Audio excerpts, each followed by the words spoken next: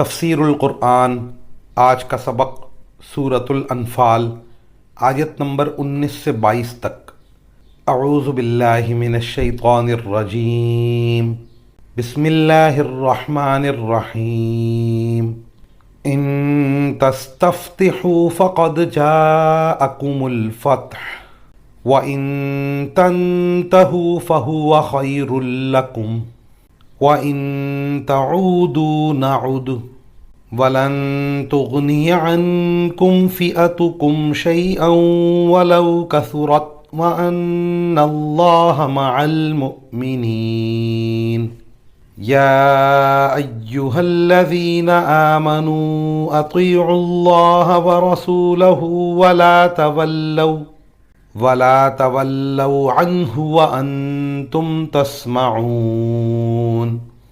وَلَا تَكُونُوا كَالَّذِينَ قَالُوا سَمِعْنَا وَهُمْ لَا يَسْمَعُونَ۔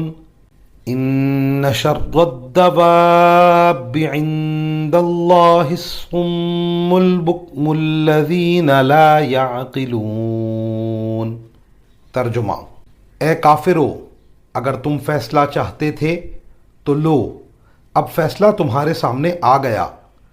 اب اگر تم باز آ جاؤ تو یہ تمہارے ہی لیے بہتر ہوگا، اور اگر تم پھر وہی کام کرو گے جو اب تک کرتے رہے ہو تو ہم بھی پھر وہی کام کریں گے جو اب کیا ہے، اور تمہارا جتھا تمہارے کچھ کام نہیں آئے گا، چاہے وہ کتنا زیادہ ہو، اور یاد رکھو اللہ مومنوں کے ساتھ ہے۔ اے ایمان والو، اللہ اور اس کے رسول کی تابعداری کرو، اور اس تابعداری سے منہ نہ موڑو جبکہ تم اللہ اور رسول کے احکام سن رہے ہو، اور ان لوگوں کی طرح نہ ہو جانا جو کہتے تو ہیں کہ ہم نے سن لیا مگر وہ حقیقت میں سنتے نہیں ہیں۔ یقین رکھو کہ اللہ کے نزدیک بدترین جانور وہ بہرے گونگے لوگ ہیں جو عقل سے کام نہیں لیتے۔ ان آیات کی تفسیر میں مفسرین کرام فرماتے ہیں، کافر لوگ کانوں سے تو سننے کا دعویٰ کرتے ہیں مگر سمجھنے کی کوشش نہیں کرتے۔